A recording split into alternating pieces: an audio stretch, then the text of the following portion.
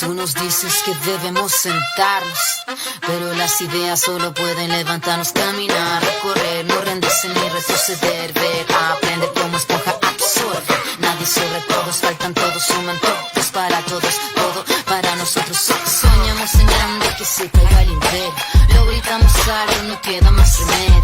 Esto no es utopía, es alegre rebeldía del baile de los que sobran de la danza de mi mía. Levantarnos para llevar, ni África ni América Latina se suba.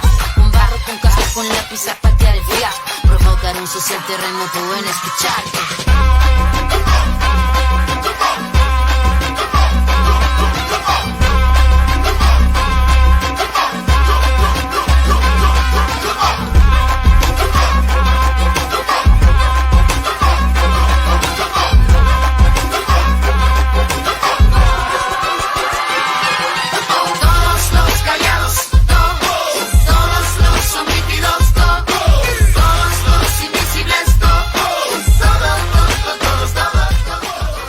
Diálogos Constituyentes. Conduce Jorge Char.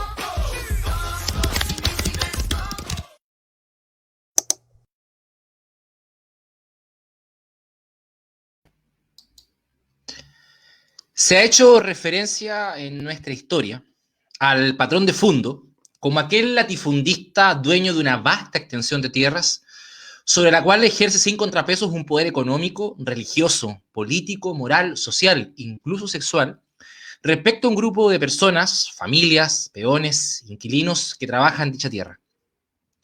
Una lógica relacional donde no hay más poder que el suyo, un verdadero dios terrenal, un árbitro sobre el bien y el mal, al cual no vale concepciones de justicia, democracia y dignidad que no sean las que su estrecha visión, construido por generaciones, logra desarrollar. Esta es una muy buena categoría para hacer una analogía a una de las formas en que el poder y las influencias en Chile se han ejercido por muchas décadas. Es que Chile, tenemos que decirlo con toda claridad, cuenta con un orden social, un tipo de Estado y una forma de ejercicio del poder profunda y radicalmente oligárquica. Es decir, nuestro destino, el destino de millones, el destino del país ha estado, está, pero no puede seguir estando en unas pocas manos de una clase social de privilegiados. Son los mismos de siempre, esos que tuercen las instituciones y utilizan el Estado para sus fines corporativos. Actúan por sobre la justicia y en la impunidad. Derriban gobiernos democráticos cuando no les son afines a sus intereses y no tienen empacho a apoyar a quienes no lo son. Controlan medios de comunicación, influyen en las altas magistraturas de las iglesias, el ejército, la marina y actores similares. Estudian en las mismas escuelas y universidades. Tienen las mismas costumbres, usos sociales, hasta hablan parecido. Además, comparten patrones culturales, viven en los mismos barrios y viven en los mismos sectores. Pensamos desde esta tribuna que sencillamente no se puede construir una sociedad justa, una sociedad que sueña con la emancipación de los seres humanos de la explotación y la injusticia, una sociedad que garantice las mismas oportunidades para todas y todos sin distinción, una sociedad verdaderamente democrática, en definitiva, con un orden social tan oligárquico como el chileno. Tarde o temprano, y así lo prescriben las leyes de la historia universal, esos territorios, esos cuerpos, esos colectivos, esas biografías, esas trayectorias que por años cargan tal nivel de dominación, terminan rebelándose, terminan diciendo basta, terminan impugnando a aquellos que los oprimen.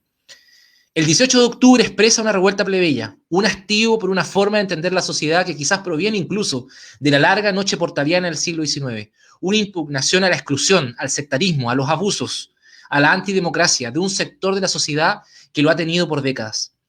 Carlos Larraín, a propósito de lo sucedido el día de ayer en un prestigioso medio de comunicación nacional, no es más que una muestra más de una larga lista de casos. Tenemos plena convicción, y hay que decirlo también, esperanza y optimismo, que este pueda ser el momento de los territorios, que este pueda ser el momento de los pueblos, que este pueda ser el momento de la gente. Bienvenidos y bienvenidas a este cuarto capítulo de Diálogos Constituyentes, estimados vecinas y estimados vecinos. Y porque necesitamos, decía yo en esta editorial, constituyentes que emanen del pueblo, que emanen de la gente, que emanen de los territorios, tengo el honor, la dicha, la alegría de presentar a una compañera y amiga con la cual hemos estado trabajando estos 4 años en la Alcaldía Ciudadana, candidata independiente por la lista del pueblo, nuestra querida compañera y amiga Tania Madariaga Flores, que se incorpora como una panelista permanente a este espacio de diálogos constituyentes. Querida Tania, ¿cómo estás? Bienvenida. Bien, buenas noches a todos y todas. ¿Cómo andas? ¿Bien? ¿Contenta de estar conmigo otra vez? Sí, pues me volviste Nos vemos todos los días con la Tania, conversamos todos los días, entonces seguimos trabajando juntos incluso en circunstancias como esta, así que para mí un tremendo placer poder compartir este espacio contigo, Tania. Para aquellos que no lo saben, Tania va de candidata independiente a la constituyente por el Distrito 7, es parte de la lista del pueblo, juntó muchísimos patrocinios. Se desempeña actualmente como secretaria de Planificación Comunal en la SECPLAC de la Municipalidad del Paraíso, y bueno, y como ya les he comentado, hemos trabajado juntos en la Alcaldía Ciudadana estos 4 años, así que por eso le damos la bienvenida. Tania, yo compartí ahí una reflexión sobre las élites, sobre el pueblo, sobre la revuelta del 18. ¿Qué mirada tienes tú sobre esto, no? ¿Te parece así? Que hay un pueblo que despierta, que hay una élite que pareciera ser ya no cuenta con la misma capacidad de dominación, de influencia, de redes que quizás antes. ¿Cómo lo ves tú? Sí, te escuchaba, Jorge, y quería sumar a la categoría que tú proponías, que es la de oligarquía, ¿cierto? Que es el poder en las manos de unos pocos privilegiados, de un sistema social que tiene este nivel de concentración del poder, la riqueza, del control de las decisiones. Quería sumar a esa categoría la de plutocracia, que es el poder de los ricos, ¿cierto? Que coincide, en este caso, claro, y es muy obvio en nuestro país que las desigualdades sociales, las desigualdades económicas han mostrado que hay un sector de la sociedad que incluso está ubicado geográficamente en un lugar muy particular de la región metropolitana, que es cierto que son estas comunas del rechazo, y que controlan la sociedad, la economía, la política, y controlan la democracia. Porque uno podría decir entonces, si nuestra democracia tiene esos rasgos y la democracia es el poder del pueblo, estamos ante una democracia muy, muy limitada. Y un momento como el del 18 de octubre lo que muestra son las consecuencias de eso, ¿no? De una sociedad entera en una idea de cómo deberíamos estar viviendo, de cómo deberíamos estar compartiendo la toma de decisiones, el poder, cómo deberíamos estar desarrollándonos todos y todas, y la muestra pero clarísima de que eso no está sucediendo de esa forma. Y bueno, estamos hoy día frente a un escenario, hemos dicho cierto, que es un escenario que nos pone frente a la oportunidad de cambiar esto.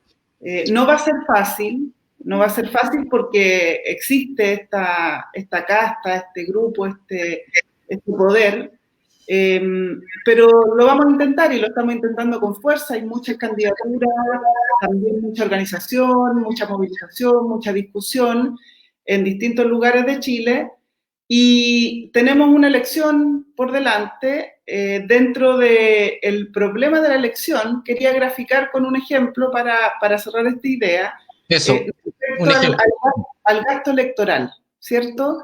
¿Cómo está regulado el gasto electoral, Tania? El gasto electoral es reflejo de esto.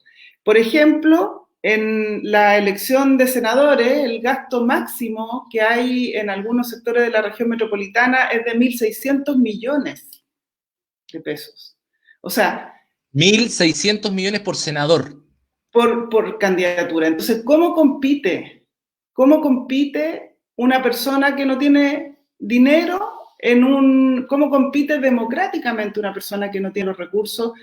En la elección de diputados son 415 millones. En la elección de constituyentes, el gasto máximo promedio va a ser de 246 mil millones. O sea, 246 millones. Entonces, ¿cómo van a competir las candidaturas independientes? Entonces, está clarísimo en todos los rasgos de nuestra política que el orden social, la forma en que se organiza la política está hecha para que los que tienen dinero la controlen. Y como dicen por ahí, que una vez un concejal de derecha me decía, Tania, no pelees más porque con plata baila el monito. O sea, tenemos que estar donde está la plata. Digamos para que la gente no vote por ese concejal. Ya no va. Se fueron. Sí. Bueno, eso es uno de los rasgos, ¿no? Y vamos a tener que ir enfrentando cada uno de ellos para ir superando lo más rápido posible estos rasgos oligárquicos y antidemocráticos de nuestra cuasi democracia. Está buena tu reflexión porque efectivamente ese es otro carácter del poder, ¿no?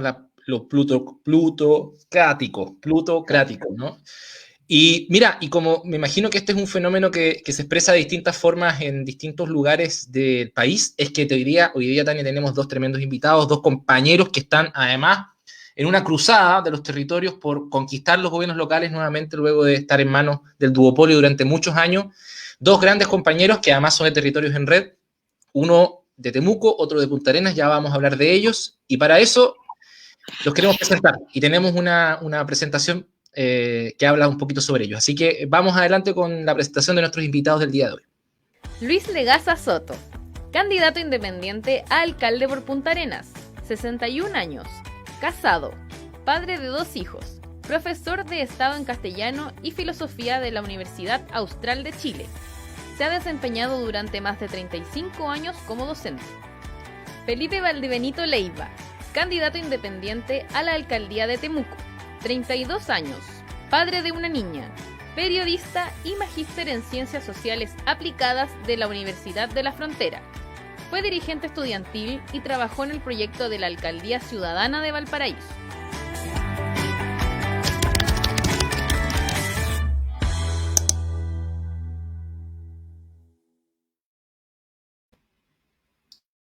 ¡Ápale! Llegaron. Aquí estamos. ¿Cómo están? Bienvenidos, Lucho, Pipo. Dale nomás, Lucho. ¿Cómo estamos? Bienvenido, o sea, todo bien, bien. Saludos a También. Tania, Jorge, Pipo. Hola. Saludos ahí. Temuco, vamos, que se puede. Vamos. Yo quiero contar una anécdota antes que el Pipo diga algo. Dale. Casa fue mi profesor de castellano. Fue mi profesor de castellano y nos puso un 2 una vez por hacer un trabajo de mierda, perdonando la expresión. ¿Te acuerdas? No nos quiso perdonar, éramos amigos y no nos quiso poner. Eso habla de la ética de nuestro profesor Lucho Legasa. Bienvenido, Lucho. Gracias por la invitación. Está bien ahí. No, yo me acuerdo, Juan, con Lucho Guené, Jorge Ulloa, nos la hiciste. Era tremendo grupo ese, sí, muy Sí, bien. lindo. Una lección de vida. Todavía la tiene marcada. Es que hicimos una cuestión terrible chanta, hicimos una ordinaria ese trabajo. Entonces, decíamos el 2. No tenían por dónde ahí. No. ¿Por dónde? Bueno, hola Pipo, ¿cómo estamos? Bien, hola Tania, hola Luis, hola Jorge, Marimari con Puché, a quienes se van conectando. Un gusto saludarlos después de harto tiempo, ver sus caras. Vamos a tener una buena conversación. La Tania tiene un cariño especial por el Pipo. No sé por qué. Explícalo, Tania, por favor. Los celos del Jorge. ¿Qué quieres que...? Es mi Pipo. Es tu Pipo. Esperó mucho tiempo para poder decir esto delante de la gente que nos No, está. lo dijo antes, no sé cuánto, como entre cuántos tenemos. Tenemos casi 100 personas, 80 y tantas personas que nos están viendo. Dijo, mi Pipo. Eso es tremendo. Bueno, la Tania es mi Ni por constituyente. Ruiz, weón, ni por Ruiz. Pero bueno, gracias por aceptar la invitación. Yo quiero al tiro partir con una pregunta, compañeros. No sé si escucharon la editorial, escucharon un poco la conversación que tuvimos con Tania. ¿Qué les parece? ¿Qué reflexión les merece? Y me gustaría que nos intentaran compartir su mirada desde el territorio, ¿no? Pipo, por ejemplo, va de candidato a alcalde independiente por Temuco, una zona compleja. El Gualmapu. Hay una tensión permanente entre la idea de pueblos o pueblos, la idea de la plurinacionalidad, por una parte, y que quizás una expresión también de cómo se expresa el poder oligárquico en los territorios. Y bueno, y Lucho va de candidato a alcalde por Punta Arenas. Punta Arenas siempre asfixiado por el centralismo santiaguino, capitalino, que es otra forma de expresar esta idea del poder oligárquico sobre, en este caso, el territorio austral. Entonces, no sé, ¿cómo ven esta discusión? ¿En qué coordenadas se colocan ustedes para poder abordar lo que está pasando en Chile hoy? No sé, quedan los dos. Sí, ya yo les voy a mandar.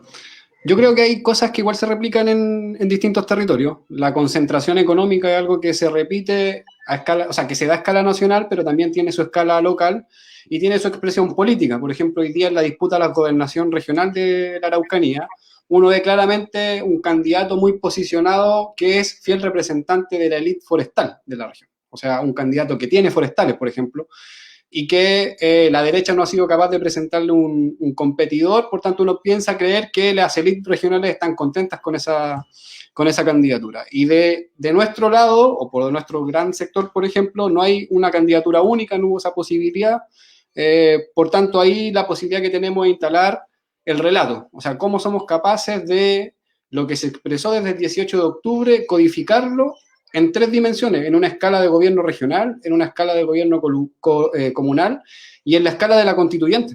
O sea, aquí tiene que haber un diálogo entre estos tres niveles de la disputa política de cara a abrir que nos permitan no solo pensar la comuna, sino que pensar la región y el país. Y ahí hay cuestiones que en la región de la Araucanía son bastante evidentes. Hay una crisis bastante agudizada en el último tiempo. Generalmente cuando se acercan las elecciones, el conflicto empieza o comienza a tener otro carisma. Y hoy día lo que vemos es un enfrentamiento bastante duro en algunos de los sectores de la región de la Araucanía. Muy cerca de Temuco también han ocurrido bastante hechos violentos. Y también vemos cómo la derecha más ultrona, por decirlo, también empieza a tener expresión política. O sea, en Temuco acá se inscribió de candidato a alcalde otra persona de derecha, que representa al Partido Nacional. Cuando uno escucha el Partido Nacional, uno dice, o sea, están reviviendo los peores fantasmas de décadas pasadas. Entonces, está esta disputa. Y por nuestro lado, somos la única candidatura independiente. Intentamos en nuestra propuesta de gobierno codificar de manera técnica lo que se expresó el 18 de octubre. Y hay una frase que a mí me gusta mucho, que es: nuestra forma de responderle al 18 de octubre fue la vía independiente, que fue recolectar las firmas en la calle, que fue convocar a distintos sectores a firmar por nosotras y por nosotros, y esa fue la forma en la cual nosotros le respondemos de alguna manera al 18 de octubre. Por tanto, nuestra posibilidad hoy día está en 3 niveles: instalar un proyecto comunal de transformación, una idea de Estado en la constituyente y además el Estatuto de Autonomía a escala regional. Esa es la disputa en términos de lo mediano y corto y largo plazo que nosotros vamos a instalar en el Gualmapu, como se le conoce a este territorio. ¿Cómo lo ves tú, Lucho? Sí, comparto el análisis. Quizás habría que agregar que esto de la oligarquía económica es evidente en muchos territorios. Ya sabemos lo que significa, pero yo diría que el 18 de octubre develó o desnudó otra oligarquía, que no es la económica, sino que es la política. Cuando la gente sale a las calles a reclamar por sus derechos, estaba pendiente eso de la desigualdad económica, pero ese es un punto. Pero uno de los puntos fundamentales es que, por lo menos como lo analizo yo, es que también está esta otra oligarquía que están ejerciendo los conglomerados y pactos políticos que, producto de sus prácticas casi ancestrales ya, porque viene de muchas décadas, trabajan más para sí mismos que para la gente. Entonces, esto de presentarse como independiente no es un mérito en sí mismo, y tampoco es una virtud, como tampoco resulta ser un defecto, pero es una lógica que surge en las calles, porque también es como decirle no más a esta desigualdad o a esta oligarquía económica, sino que también a esta otra oligarquía que han establecido los conglomerados políticos por décadas en Chile. Con esto yo no quiero decir que reniego de todo lo que han hecho los gobiernos de la desconcertación o nueva mayoría, pero cuando tú miras cómo se están dando y cómo se están tejiendo los acuerdos actuales en política, tú ves que no hay tanta diferencia entre un sector y otro, y que esta dicotomía entre izquierda y derecha en los tiempos actuales que estamos viviendo ya no le hace mucho sentido a la gente, porque si nosotros revisamos solamente lo que pasó con la elección, para bajar de 110 años, ¿no es cierto?, la expectativa de vida de los chilenos, que con eso se supone mejoraría el ingreso a las pensiones, tú ves que, claro, la derecha va en bloque a defender lo suyo, pero lo curioso es que hubo un sector de la centroizquierda que también se sumó a ello. Entonces hay una suerte de oligarquía que la gente, yo personalmente con los muchos más años que tengo de ustedes, venimos viviendo desde hace muchas décadas. Lo sabemos, y, quizás, Lucho, y eso, como digo, hizo que nos replegáramos, nos fuéramos mucho, de repente volviéramos a la arena política, pero con el sentido de: está bien el análisis que ustedes acaban de hacer, pero no podemos reducir la realidad del país solamente en términos de una oligarquía económica que existe y que, por supuesto, habrá que revertir. Pero la otra es cómo nos enfrentamos nosotros frente a este acontecer nacional de una manera, de una praxis política distinta y que le haga más sentido a la gente. Yo creo que por allí también va una cosa que incluso esta misma oligarquía política no supo leer. Cuando el 80% de los chilenos te dice que quieren una convención no mixta, y vemos cómo la arremetida de esta oligarquía política, te da cuenta que los representantes de estos conglomerados parece que otra vez se distancian de la gente, como lo han hecho siempre, se distancian y siguen blindándose a sí mismos. Yo creo que allí hay un análisis interesante que quizás va a explicar un poco cuál pudiese ser el resultado de la constituyente y las futuras elecciones que tenemos por delante como país, como sociedad. Luis, Felipe, en esta lógica que estaban describiendo, hay en la contienda más local, ¿no? En la disputa local de las alcaldías y las concejalías y el desafío que ustedes tienen, ¿cómo ven que se expresa esta desigualdad y esta reproducción del poder de estos grupos, ¿cierto? Que, como bien dice Luis, tienen un sentido transversal. no distinguen derecha-izquierda, que es la forma en que se expresaban como eslogan, ¿cierto?, para generar un punto que finalmente en las políticas no se expresaba, que era esta famosa política de los consensos. ¿Y los consensos de qué, no? ¿Consensos para qué? ¿Con qué objetivo? Nosotros lo vivimos acá en Valparaíso, ¿cierto? O sea, intentar gobernar con los intereses de la gente por delante genera una respuesta como bloque de esos mundos, ¿no?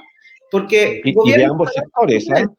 Entonces, ¿cómo se dan los territorios donde están ustedes hoy día intentando estos esfuerzos de transformación? Dale, Felipe. Pipo. Ya, yo creo que aquí en Temuco, Tania, los últimos 12 años al menos ha primado la política del consenso. Es bajo la conducción de una derecha patronal, racista, liderada por la familia Becker, se construyó una política del consenso donde los concejales que jugaban la posición de oposición cogobernaron con la derecha durante 12 años. ¿En qué se traduce eso en lo concreto, por ejemplo? Es que cuando la municipalidad de Temuco cerró el vertedero Boyeco, y había que buscar una solución alternativa al manejo de los residuos en Temuco, se decidió licitar una empresa para llevar la basura a Los Ángeles. Esa diferencia en el costo la pagó la gente en Temuco. O sea, fue a la familia de Temuco que se le subieron los derechos de aseo.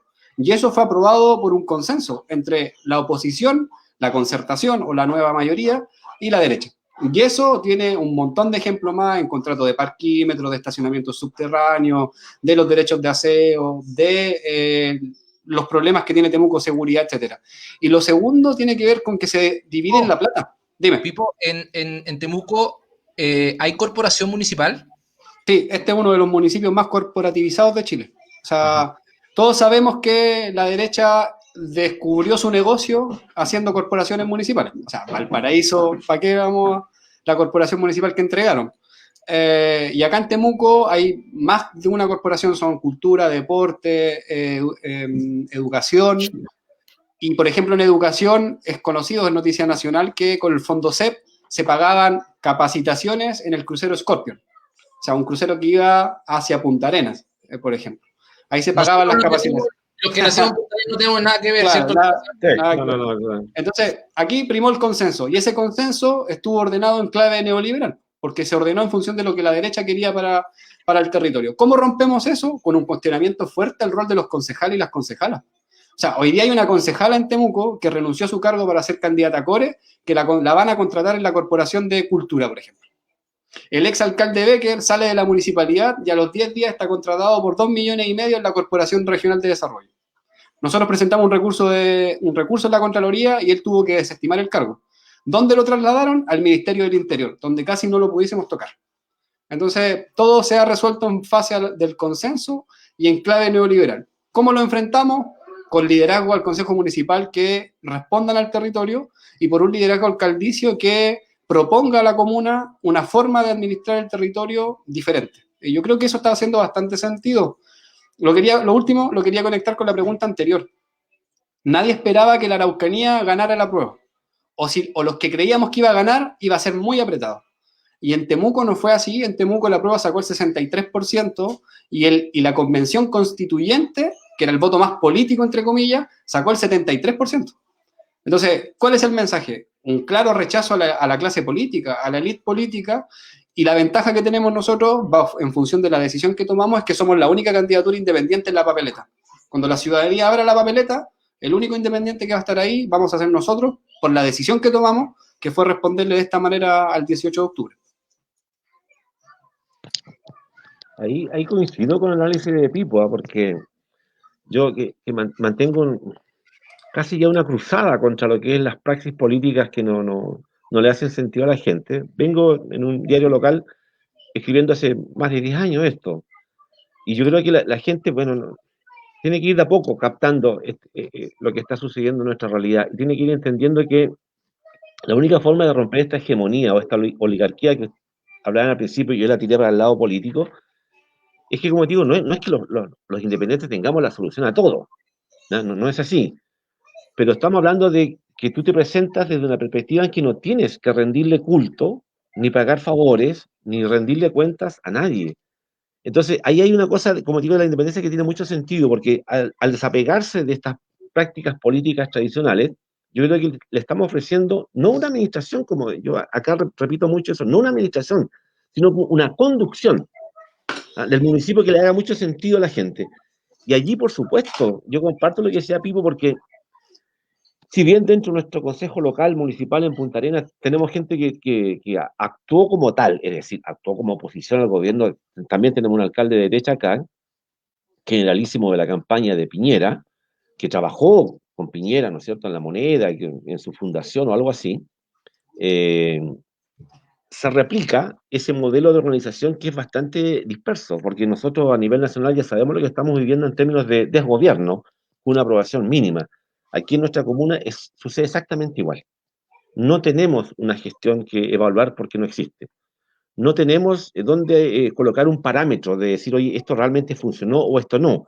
Pero volvemos a lo de siempre. La gente sigue optando o sigue diciendo que esto es un gobierno bueno, cuando en realidad no lo es. Ahora, ¿cómo tú, desde la perspectiva independiente o de la oposición, le haces ver a la gente que realmente hemos tenido un desastre comunal?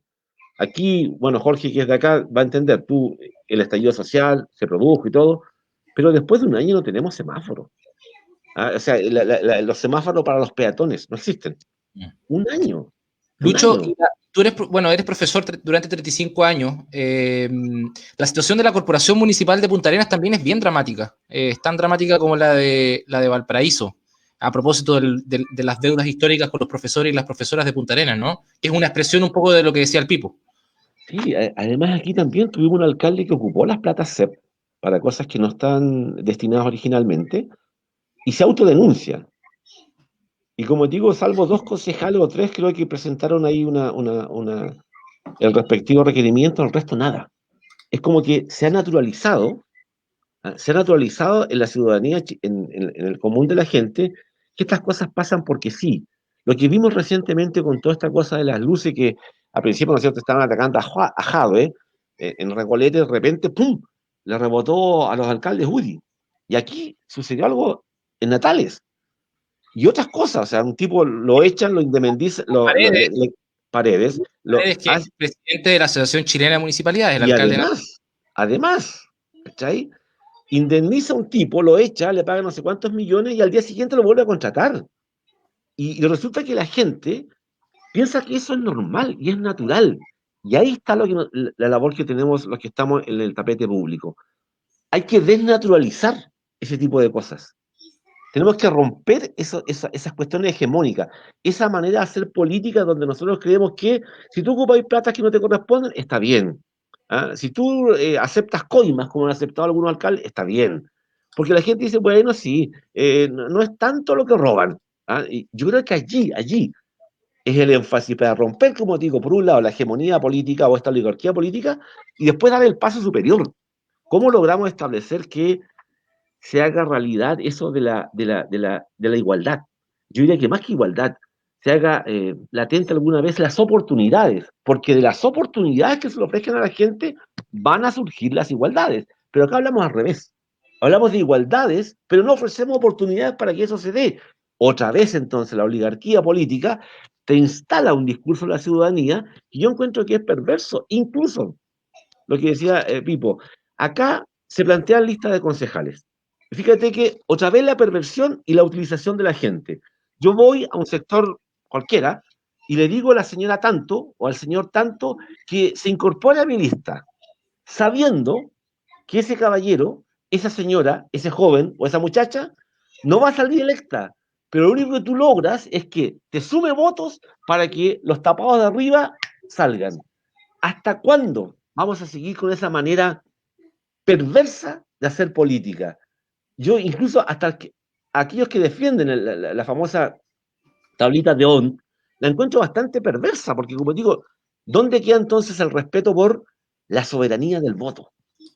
¿Dónde está? ¿Dónde se defiende en Chile eso? Por eso es que no nos hacen plebiscito, tuvimos que obligar prácticamente a que llegáramos al plebiscito, ¿no es cierto? Pero hubo que obligar. y con fuerza y con violencia, y la gente se espantó y qué triste, etcétera. Pero mira, o sea, tuvimos que actuar con violencia para decirle a esta oligarquía política, oye, escúchennos. Yo no sé en qué otra democracia suceden cosas como esas. Yo les quería hacer una pregunta, me voy a tirar un carril, no sé si... Así me voy a Igual que tirar, Carles. me voy a tirar un carril. Voy a hacer un poco voy a ponerlos en un escenario hipotético, a los tres. Yo sé que la Tami va a ser constituyente, entonces ella va a tener que estar ahí seguramente planteando esto en la convención y ustedes dos van a ser alcaldes, por tanto... Pero un escenario hipotético les quiero poner. Algo un escenario que, ojo, no se ha discutido en ningún momento en el debate público actual. Así que desde Diálogo Constituyente vamos a construir agenda pública para el país en los próximos días y semanas. Eso. No debería, pensemos en el caso, aprobada la Constitución y por tanto habiendo definido las nuevas bases del país, por ejemplo, hacer elecciones generales para poder elegir a todos y cada uno de los cargos de elección popular que existen, presidentes, gobernadores, alcaldes, alcaldesas, concejales. O sea, vamos a tener una estructura supuestamente nueva. Imaginémonos que va a haber una constitución, hay un plebiscito que aprueba ese nuevo texto constitucional. Eso es casi como una especie de partir de cero. ¿No debiese haber algo así como una especie de vamos a elegir todas las autoridades nuevamente en este nuevo contexto, en este nuevo marco político, social, cultural que nos hemos dado? Que muy loco lo que estoy planteando. A propósito del tema de lo que decía Lucho, esta idea de no naturalizar las cosas. O sea, mira lo raro que va a ser. Vamos a ingresar a un proceso constituyente con un gobierno que no cree en el proceso constituyente, aunque con un presidente con el grado de legitimidad, con el grado de apoyo y con 4 o 5 informes de derechos humanos a cuesta. O sea, ¿quién va a conducir desde el Ejecutivo el proceso constituyente? Es un proyecto de esas características. Entonces, digo como para no naturalizar más las cosas que están pasando en el país. No sé cómo lo ves tú, Tania, o muy volado mi parte. Sí, quería contar que he estado estudiando con otros procesos constituyentes para poder saber cómo suceden estas cosas, porque en nuestro país no tenemos en nuestra historia reciente parámetros, ¿cierto? Y también tenemos lo que decía Jorge, una resistencia muy fuerte de este sector político que estábamos describiendo y la élite económica, etcétera. Entonces, una de las cosas que tenemos que tratar de entender es que no son los convencionales, los 155 personas electas, las que van a lograr que haya una nueva constitución. Ellos tienen el deber de sintetizar, redactar, sistematizar, proponer, pero en todas las experiencias que he revisado, lo que queda plasmado ahí es lo que tiene capacidad de movilización social. Hay una relación directa entre lo que sucede en la sociedad con lo que logra quedar plasmado en las cartas constitucionales. Entonces, ahí hay un primer ejercicio que es anterior a lo que decía Jorge, o sea, ¿cómo hacemos de aquí a allá para que en el momento que haya una propuesta de nueva constitución tengamos reflejado ahí lo que se ha demandado? Y eso implica una movilización y creo que la elección de los alcaldes, alcaldesas, gobernadores, gobernadoras, concejales, concejalas, debería aportar a eso, a la movilización, a la participación, a la propuesta. Y la otra cosa que también he estado aprendiendo respecto a estos procesos es que puede quedar muy bien escrita la Constitución, pero después otra cosa es implementarla.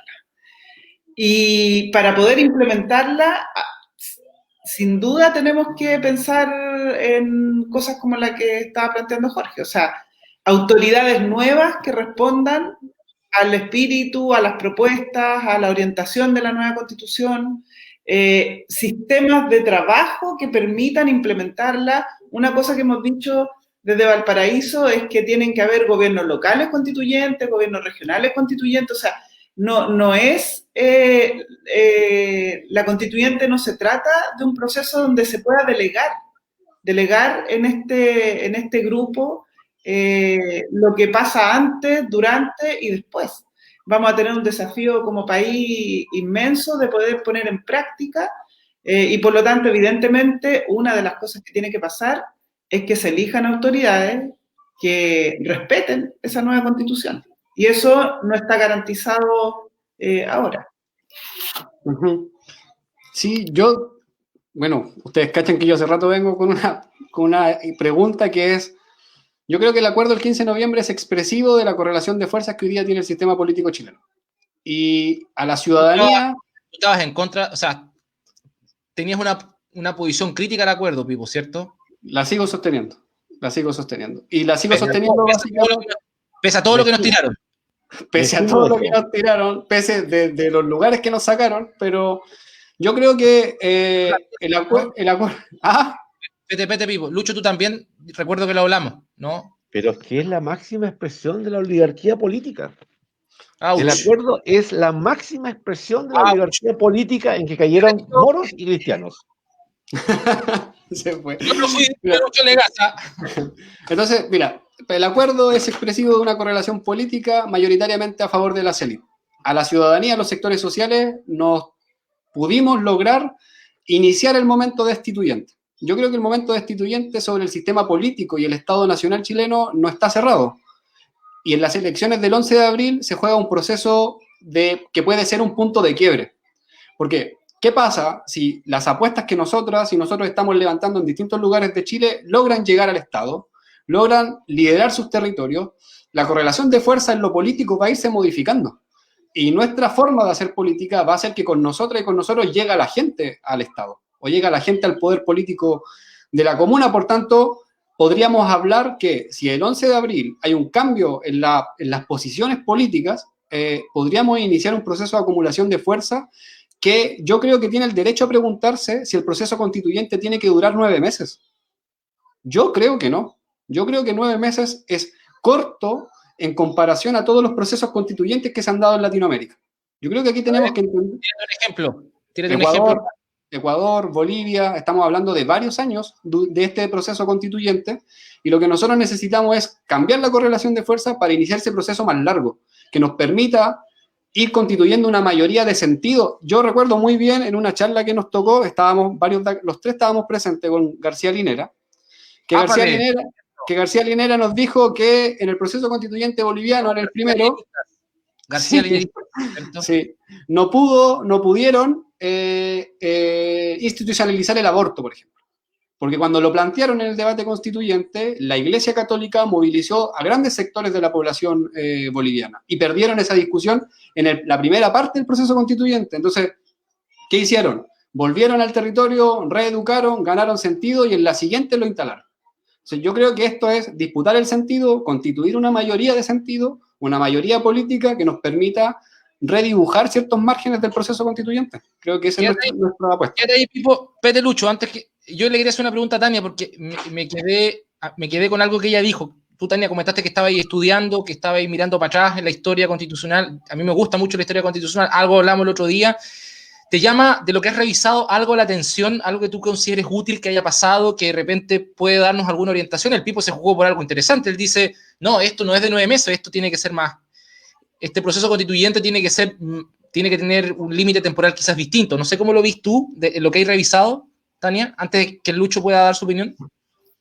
Sí, en Chile tenemos, como decía al principio, la lamentable historia que nos han contado siempre como que Chile es un país republicano muy ordenado, muy organizado, que respeta, ¿cierto?, todos sus procesos, y esa educación cívica oligárquica que nos han entregado omite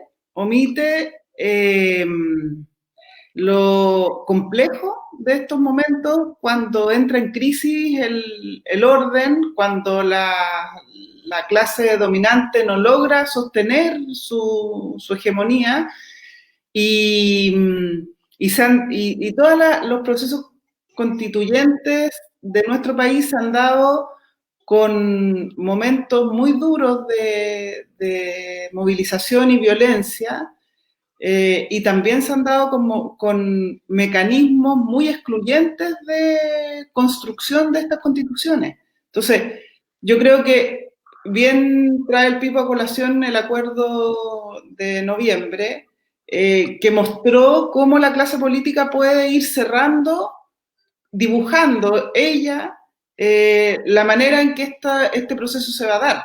Hoy día mismo está en discusión, por ejemplo, de cuál va a ser el reglamento de ese órgano constituyente. Está en discusión, escuchaba también el otro día una propuesta que me parece muy bien en términos de sentido, de que si hay propuestas que no alcanzan los 2/3, deberían plebiscitarse. No tendrían por qué anularse. O sea, si no alcanzan la mayoría que se exige por el reglamento que ya está, no tienen por qué quedarse encerradas en la convención. Entonces, hay una fuerza que hay que demostrar, como decía el Pipo, una fuerza mayoritaria de sentido que empuje a que esto sea un proceso verdaderamente democrático, y sería la primera vez en la historia de nuestro país que estaríamos frente a un escenario como este, y sabemos las resistencias que tiene eso todavía. Lucho, ahí, en la línea de la conversación que estamos teniendo, ¿cómo ves que la alcaldía de Punta Arenas, que te va a tocar encabezar, puede desarrollar algo así como un gobierno local constituyente? O sea, evidentemente la municipalidad tiene labores insustituibles vinculadas al quehacer cotidiano, al bienestar de los vecinos, pero también juega un rol, tú lo decías muy bien, de liderazgo, de conducción, de propuesta. ¿Cómo lo han ido desarrollando desde Punta Arenas en el marco de la conversación que estamos teniendo con Tani y con el Pipo? Es que hay una cosa que yo siempre separo. Como digo, lo que es la administración propiamente tal. Y una municipalidad puede administrarse, yo creo que por sí sola. El rasgo distintivo está en la conducción que tú le des. Fíjate que en términos de territorialidad y participación ciudadana, yo me reuní con una persona que agrupa muchas juntas de vecinos, y me decía que nunca se habían reunido con el alcalde. Nunca. Entonces encontraba un poco insólito, o sea, ¿cómo tú haces comuna, territorio, si no tienes el pulso inmediato que son tus vecinos? Entonces, yo vuelvo a insistir, mal acostumbrado a que el concepto de gobierno que nosotros tenemos es aquel que llega a tal o cual poder, la mayoría de las veces, salvo las excepciones tuyas y otros, ¿no es cierto?, que han logrado llegar fuera de pactos de los conglomerados políticos tradicionales, como que una suerte de paternalismo. Y lo tenemos con la onda presidencial, lo tenemos con los diputados, lo tenemos con los senadores, y a todo nivel. Entonces, yo pienso que eso se da porque no hemos educado a la gente en lo que significa realmente el sentido del voto, qué es lo que significa tu voto, qué es lo que significa tu opción. Porque si ustedes me hablan de oligarquía, y tú diste el ejemplo extremo de un Carlos Larraín, que lo tenemos aquí al frente en la isla Tierra del Fuego, pero yo diría que no todo es dueño de parte de la isla Tierra del Fuego, ¿cierto? Sí, claro. Oiga. Pero no toda la gente, perdón, que pudiese tener algún mejor pasar económico, no está de acuerdo con lo que plantea Carlos Larraín, ojo. Cuidado con eso, porque de repente nosotros, vuelvo a decir, podemos caer en el error de otra vez polarizar nuestra visión y decir, acá están los oligarcas, aquí está el pueblo. Y entendemos que no hay términos medios, ¿ya? Entonces, esa oligarquía perversa, por lo demás, bien lo planteaste en tu editorial, no han trepidado en tener un golpe de Estado y todo lo que tú quieras, pero es un grupo minoritario que tiene el poder económico y todo, pero no todos los que tienen un buen pasar económico piensan así. El punto está que han sido tan inteligentes, y la mayoría de nuestros representantes han sido tan esclavizados o colonizados, como dicen ahora, que obviamente se han vendido. Cuando el gerente de Corpesca dice que no fue Longueira el único que recibió dineros, la noticia desapareció de los medios, no apareció más, no se habló más del asunto, y no se habló más del asunto porque, otra vez, no era solamente la derecha la que se había visto beneficiada por ese tipo de prácticas perversas por los demás, sino que también los otros. Y ahí es donde uno tiene que insistir en eso. Entonces, a mí me llama la atención que en este escenario, como digo, de repente hay que tener cuidado con eso de los extremos. Si bien el análisis que hiciste en tu editorial está bien, ¿ah? y han sido un sector muy, muy perverso, pero no todos son los Carlos Larraín. No todos piensan así. Y ahí, si queremos construir territorio, y ciudad, y país, y gobierno, ojo, cada uno con sus ideales, pero ojo, en las trincheras solamente vamos a permanecer allí. Y ahí, si queremos ampliar la mirada que tenemos de sociedad y país, tenemos que pensar que incluso tú mismo en Valparaíso también tienes que gobernar y conducir a tu municipio por lo que tú llamas oligarca. Entonces hay un desafío bastante grandote.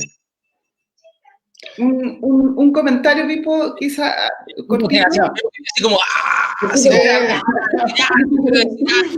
ahogado. Oye, tenemos saludos para Legasa de Punta Arena, tenemos saludos para Pipo del Gualmapu, tenemos saludos en Laguna Verde, Placeres, Playa Ancha, tenemos muchos saludos y para Tania, ninguno para mí, pero no importa. Está bien.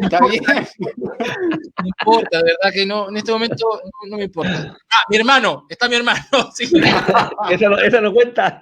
No, esa no cuenta. Danilo no cuenta. No, Danilo no cuenta. No, pero hay hartos saludos de Cerro Placer, a María Angélica, al Cristian de Laguna Verde, Daniel de Playa Ancha. Bueno, hay harta gente que nos está viendo y muy buenos comentarios también a las intervenciones de cada uno. Tania, antes que el Pipo... Sí, perdón. Sobre lo que decía Luis, que claro, no, hay como dos dimensiones. Una es cómo funciona el sistema y otras son las personas, que ubicadas en su origen social tienen la alternativa de tomar decisiones sobre cómo se comportan en la sociedad. Entonces, tenemos un sistema que, claro, que metió a mucha gente en una lógica y que terminó, como decías tú, por quitarle el sentido de soberanía hasta el voto. O sea, el voto termina siendo, ni siquiera sirve como ejercicio de representación. Exacto. Pierde hasta ese mínimo aporte a la democracia y que ese juego ya pierde todo sentido y la gente deja de ejercerlo simplemente. Y de ahí viene el desapego. Pero eso ya forma parte de un análisis que tiene que ver con la forma en que las relaciones sociales se van estructurando en la sociedad y no tiene que ver con las personas, en particular con este personaje del que estamos hablando, que ese hombre hubiera nacido pobre, rico, lo que sea. Ya estamos hablando de problemas ya no solo políticos, ¿no? Ahí hay una persona que está en una posición respecto al resto de la humanidad que no tiene cómo ser comprendida. Entonces, no tiene vuelta. No tiene vuelta. Tiene vuelta por ningún lado. Perdón, Pipo, ahí va tu... ¿Qué quieres decir, Pipo? Que yo creo que nosotros tenemos que, o sea, desde la posición a la cual estamos aspirando a llegar, tenemos que municipalizar el proceso constituyente. Eso implica que en los municipios a los cuales nosotros apostemos le abran las puertas a la ciudadanía para que se tomen desde los territorios el proceso constituyente, porque creo que es coherente con lo que nosotras y nosotros venimos diciendo hace 4 o 5 años, con el momento territorial de la política, que se expresó en el estallido social, que se expresó en el debate constitucional y que se ha expresado en el último tiempo. Y uno podría encontrar un montón de antecedentes que dicen los sectores políticos que estuvieron más apegados al territorio resistieron el estallido y resistieron la pandemia también. Sí. Entonces, no son dos cuestiones fáciles, y yo creo que si nosotros seguimos en la línea de municipalizar el proceso constituyente, tomándonos desde el territorio esa posibilidad, los vamos a volver a incomodar. Y incomodar para ser elegante, porque en realidad tenemos que apostar por una estrategia para ganar el proceso constituyente. Y creo que parte de esa estrategia implica desarmar ciertos nudos críticos que tiene el acuerdo del 15 de noviembre, que impiden la participación soberana de la mayoría de las personas de este país.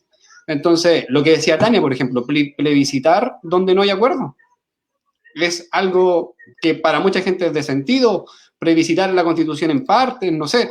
Nuestra labor, si nosotros llegamos al municipio, tenemos que apostar a que la ciudadanía entre por la institucionalidad a la cual nosotros aspiramos a llegar. Y eso, Se ha pasado. Eso quería decir. Eso es territorialidad, po. Eso es Exactamente. efectivo el territorio, po. Se ha pasado volando el tiempo, ya vamos para la hora. Vamos para la hora ya. Bueno, estoy leyendo aquí algunos comentarios positivos, como que hubo gente que vio que no me había saludado y con mucho cariño lo hizo. El Toño, la señora María Angélica, me pregunta Leo Gatica sobre las cotizaciones. Mañana tenemos una reunión con paso el dato, con la Seremi de Educación, que nos tienen como 1.000 millones retenidos para pagar todas las cotizaciones pendientes. Vamos a apretar para que nos devuelvan la plata en este sistema perverso que tienen de financiamiento de la educación pública. Yo me quedo con Tania un ratito después, entonces quería darles el momento final. Don Pipo, municipalización del proceso constituyente, y don Lucho Legaza, futuro alcalde de Valparaíso, perdón, de Punta Arenas, que de repente nos despidan con un mensaje. Creemos en ustedes, de verdad, pensamos desde Valparaíso que en lo que están haciendo en Punta Arenas y en Temuco hay una semilla que puede germinar y efectivamente podamos tener más alcaldías ciudadanas por todo Chile. Bueno, Pipo trabajó con nosotros un par de meses, conoce de cerca la experiencia, con Lucho también hemos conversado harto sobre lo que ha supuesto la alcaldía ciudadana. La Tania ha tenido un protagonismo indudable en ese proceso. La gente lo ha ido reconociendo, nos salvaron también de Iquique recién, incluso vi por ahí más arriba un comentario de alguien que nos estaba viendo desde el extranjero, desde Petorca nos saludan ahora. Zona cero, zona de sacrificio, dice ahí, vulneración al derecho al agua. Entonces, ¿cuál es la épica? Lucho, en Punta Arenas tú habláis de algo que me gusta mucho, el sueño existe. Estás en esa idea. Pipo, tú también estás construyendo un proyecto de izquierda, progresista, democrático, en un lugar donde la derecha ha sido... La Alemania nazi. La Alemania nazi de Chile. Exactamente. O sea, están haciendo cosas que son muy, muy importantes. Entonces, me gustaría que pudiesen terminar con un mensaje que un poco exprese cuál es la voluntad que tienen ustedes como liderazgo de su proceso, lo que imaginan para lo que viene. Sí, voy a partir yo porque tengo aquí a la Juli que me dice ya que ahora nos vamos a ir a acostar. Muy bien. Así que ahora vamos para allá. Primero yo quería dar un saludo a todas y todos los miembros de la Alcaldía Constituyente de Temuco, que hace 5 meses decidimos volver a encontrarnos, volver a juntarnos, y a partir de ahí ha sido una ola de desafíos, uno más grande que otro. Yo creo que la decisión más difícil que tomamos fue haber juntado la firma en cuarentena total, haber movilizado a más de 200 personas en cuarentena total, haber juntado las firmas en la calle presencial, que fue algo que también le fue dando épica. Yo creo que somos la única candidatura inscrita a la elección municipal que logra llegar al día de la inscripción con épica, con fuerza, con energía, con una voluntad independiente ciudadana, y que además yo creo que es algo que se nos ha reconocido en este proceso, que tiene una tremenda capacidad técnica y profesional para hacerse cargo del Estado. Yo recuerdo que la vez anterior nos decían, no, son muy chicos, no, son muy jóvenes, no van a saber gobernar. Y aquí hay un montón de compañeras y compañeros que tienen una tremenda capacidad técnica y profesional para hacerse cargo del Estado, pero para una cosa, para codificar en términos técnico-administrativos lo que la calle viene expresando desde el 18 de octubre. Y ahí nosotros estamos apostando a una idea, que es la constitución del gobierno local plurinacional. Para este territorio tiene 2 pueblos, viven acá, están presentes, lengua, territorio, costumbres, símbolos, etcétera. Por tanto, aquí hay un territorio que es intercultural y que tiene que tener una estructura estatal que sea plurinacional. Lo segundo ahí es que este proyecto de gobierno, Jorge, Luis, Tania, tiene 2 ejes transversales. Uno, municipalizar el convenio 169 en todo el aparato del Estado. Y lo segundo, municipalizar el enfoque de género. Hay una serie de normas internacionales que el Estado de Chile no ha hecho parte para defender los derechos de las mujeres, y nosotros como proyecto hemos avanzado en despejar cómo y por dónde podríamos avanzar en esa defensa desde lo local.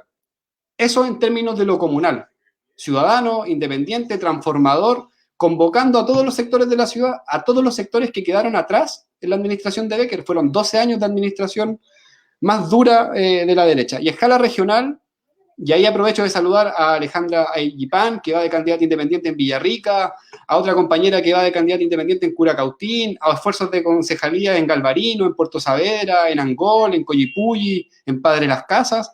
O sea, en 6 meses hemos logrado constituir una épica desde Temuco que fue permeando la región, y hoy día podemos decir que hay 7 comunas más que van a ir por apuesta ciudadana.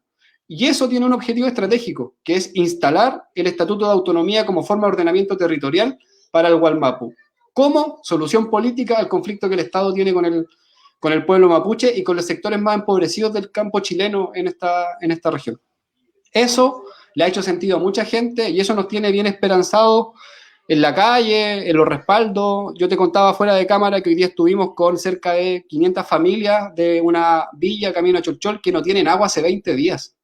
En plena emergencia sanitaria, con casos COVID confirmados. O sea, el ministerio dice que hay que lavarse las manos. ¿Con qué se va a lavar las manos esa gente si no le tienen agua en la llave y están pagando boletas? Entonces, creo que esa es la expresión de la pobreza más dura en la región de la Araucanía, la cual nosotros vamos a derribar desde el gobierno local. Por tanto, aquí termino con esta idea: no solo hay esperanza, sino que hay capacidad de gobierno para transformar la institucionalidad y mejorar las condiciones de vida de la gente. Eso nos mueve, por eso estamos aquí y por eso nos inscribimos de la forma en que nos inscribimos. Se siente. Pipo, alcalde de Temuco Plurinacional. Eso. Oye, Tania, ¿te convenció tu Pipo, no? Sí. Lucho, para despedirse. Claro, ¿para qué acceder al poder?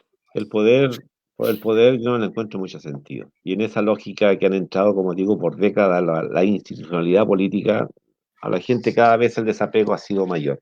Entonces, hemos llegado a un punto en que vemos a los mismos de siempre. Miremos nuestro escenario político, salvo, como te digo, bueno, la arremetida que tiene el Pipo y otra gente que está, en Lanco hay igual una candidatura independiente bien interesante, yo he tenido contacto con ellos y me parece bien, pero en general tú ves a los mismos de siempre. Y ves al hermano, al hijo, al pariente, y los mismos apellidos, ¿cachai? Y esos mismos apellidos después están formalizados, imputados y qué sé yo. Y eso tiene que ver porque hemos perdido la confianza en el voto. Y hemos perdido la confianza, ¿no es cierto?, en el sistema electoral. Y la hemos perdido, vuelvo a insistir, porque nosotros hemos dejado que otros, en este caso conglomerados, decidan por la gente. No tiene mucho sentido que en la actualidad, incluso después de lo que pasó en el estallido, sean los partidos políticos los que coloquen, por ejemplo, a los concejales y que no salgan de los territorios. ¿Por qué no quisieron? Y como digo, mañosamente van a buscar al del territorio solamente cuando quieren favorecer a alguien de su lista. Es un desafío enorme. Y como digo, aquí ni siquiera nosotros estamos hablando de que queremos llegar al municipio para derrotar a la derecha, porque si fuera por eso me quedo en mi casa. ¿Ah? Hay que derrotarla, pero también tenemos que mostrar que lo que tú vas a hacer es distinto a lo que se ha hecho siempre. Y yo vuelvo a insistir. Yo creo que muchos de los que estamos en territorio de red tenemos más que claro que no queremos llegar a administrar municipios. Queremos llegar a darle una dirección y orientación para lo cual fueron mandatados por ley, que es la protección y el resguardo de sus ciudadanos. Y eso yo veo que nos está cumpliendo en muchas partes del país. Y veo con mucha esperanza que otros lo están haciendo, como tú, Jorge, y creo que por allí va la lógica de recuperar el municipio para la gente y demostrarle que sí podemos conducirlos, que sí podemos hacer realidad, como digo, esto vuelvo a insistir, de las oportunidades. Si no hacemos ese esfuerzo, es épico y también tiene un fundamento ético. ¿Ah? Hay que luchar contra el sistema. Tania decía al principio, fíjate que el sistema político nuestro es tan casi absurdo que todos los chilenos le ponemos plata a los partidos políticos. sea, y yo no estoy de acuerdo con los partidos políticos, y la mayoría te está diciendo que no. Entonces ahí donde se hermanan y andan de la manito y como en una ronda de Gabriela Mistral, los que ayer se escupían en el rostro. Esa cuestión tiene que terminarse, y yo pienso que están las bases como para hacerlo.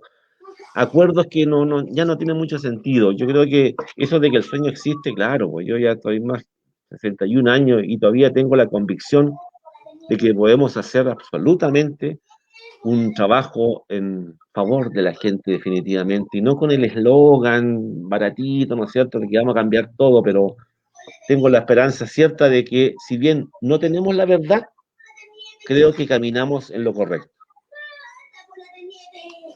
Muchas gracias a los dos, de verdad. A ustedes.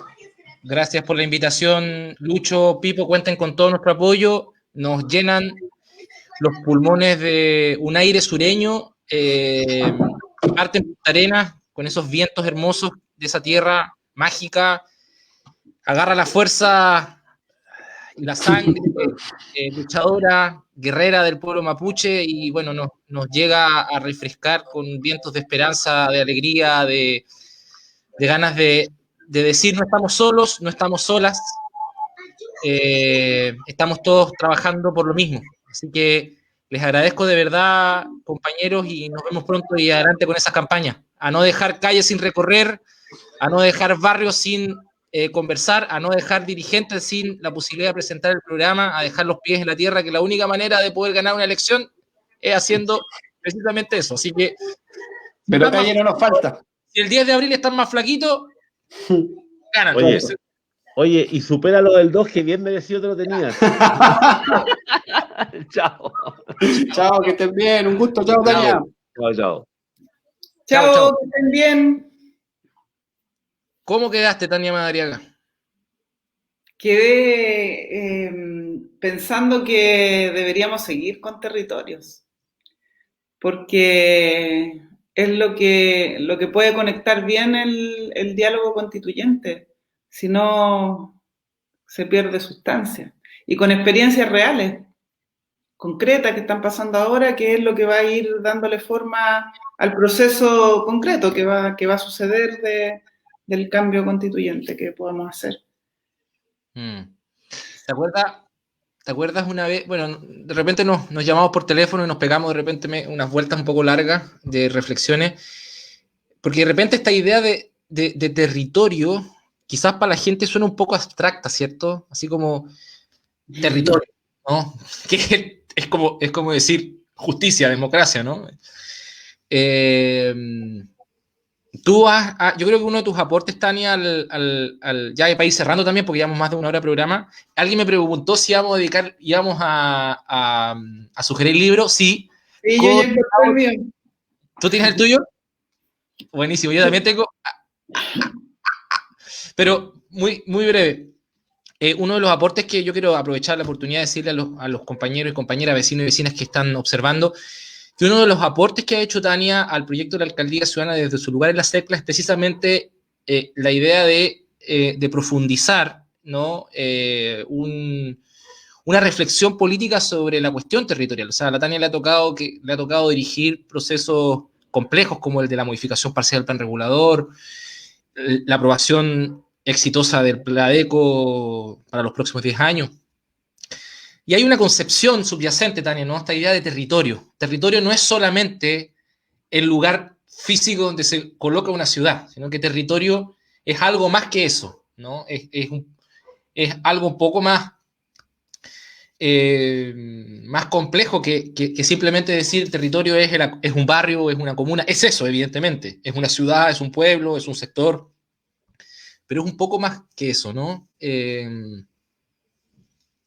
¿O estoy equivocado? Está bien. Gracias.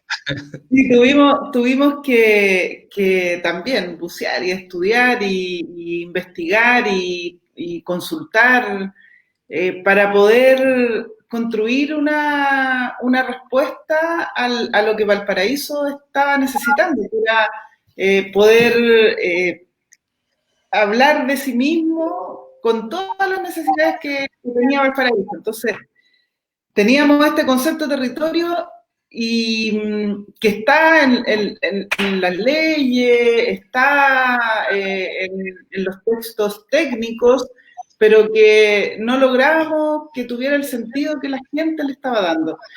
Mira, hay una cosa en Valparaíso que es muy interesante, que es el concepto de patrimonio. Ese concepto está muy en disputa. Y ahí puede quedar claro, como ejemplo, la forma en que nosotros hicimos la apuesta de interpretación de este concepto. El patrimonio como un inmueble histórico. Como lo arquitectónico, por decirlo así. Y aquellos lugares que queremos preservar porque la historia del país en algún momento fundó ciertas cuestiones físicas, claro, que son valorables y que queremos preservar y que por supuesto todos la rescatamos y la valoramos.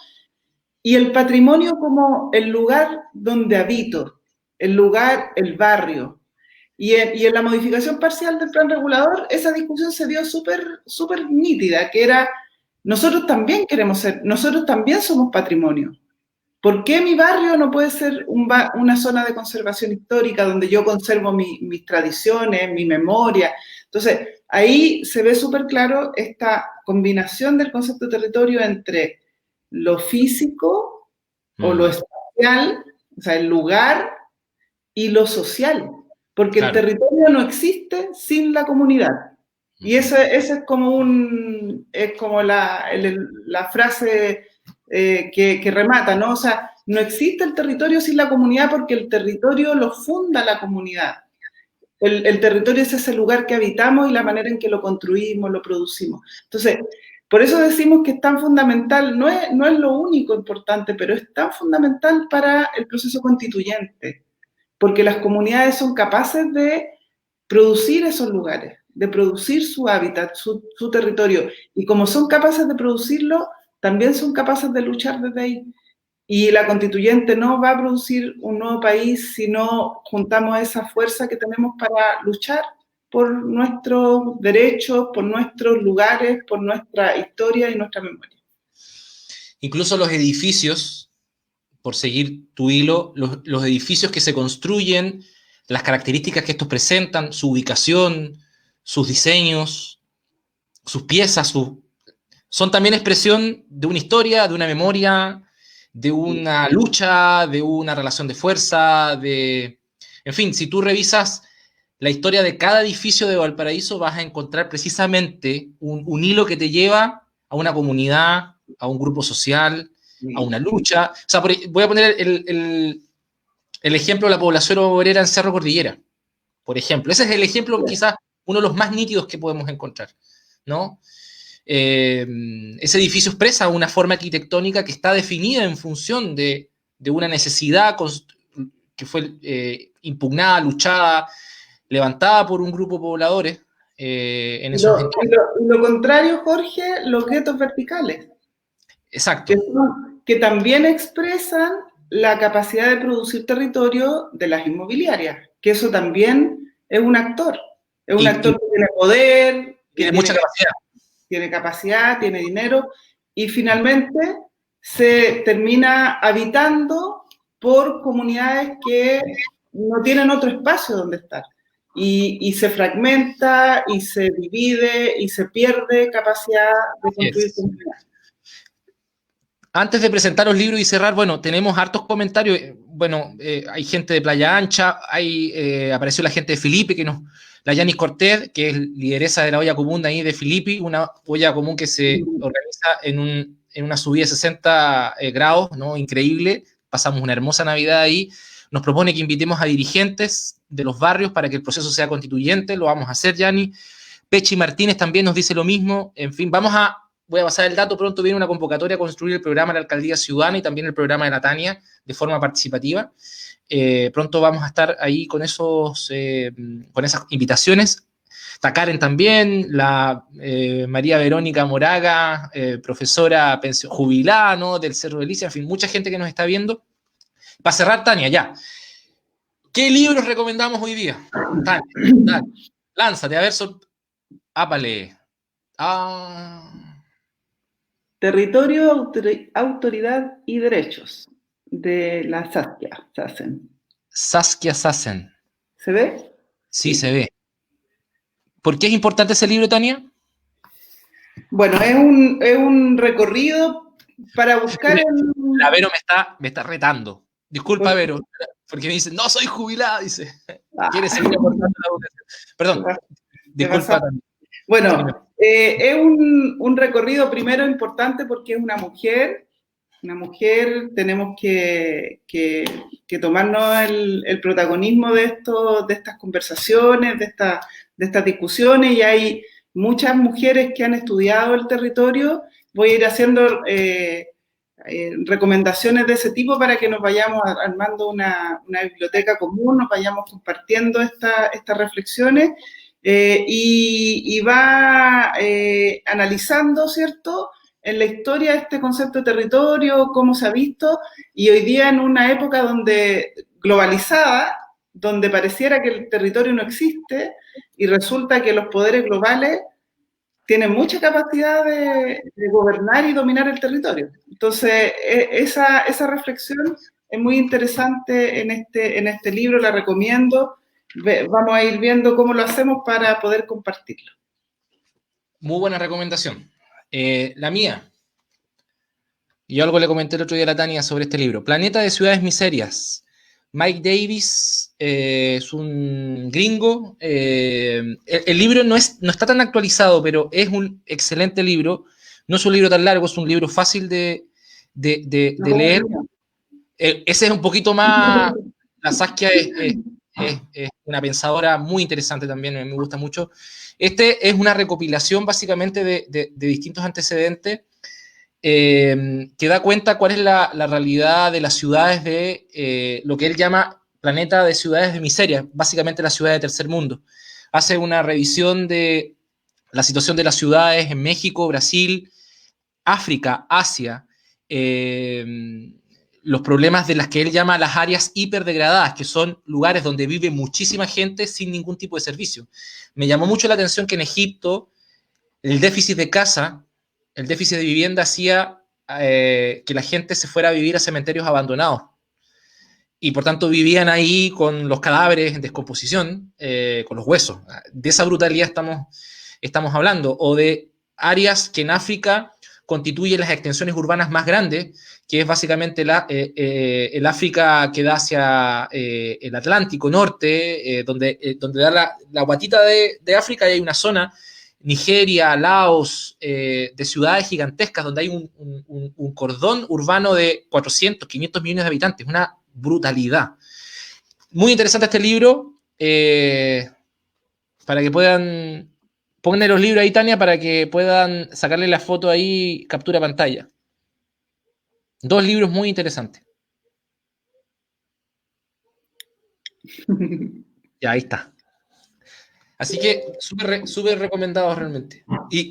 Yo acá empecé a leer ciudades que nunca había escuchado en la vida. No sabía que existían. Lusaka, Jartum, Karachi, en fin, bueno, muy interesante, muy interesante. Así que, ya pues, eso sería. Ya, solo una cosa que parece que están pidiendo que repita el nombre: territorio, autoridad y derechos.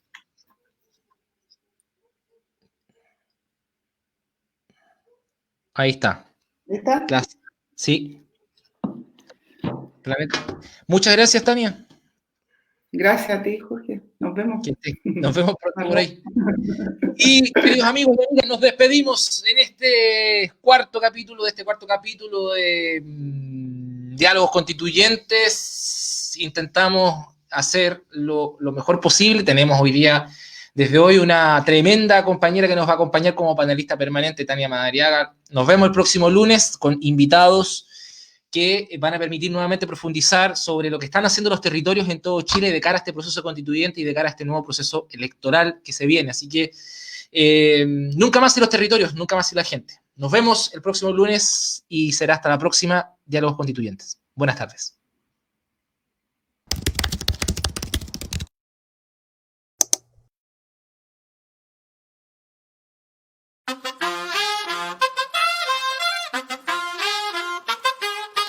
Tú nos dices que debemos sentarnos, pero las ideas solo pueden levantarnos, caminar, recorrer, no rendirse ni retroceder, ver, aprender como esponja, absorbe. Nadie sobre todos, faltan todos, suman todos para todos, todo para nosotros. Soñamos en grande que se caiga el imperio, lo gritamos alto y no queda más remedio.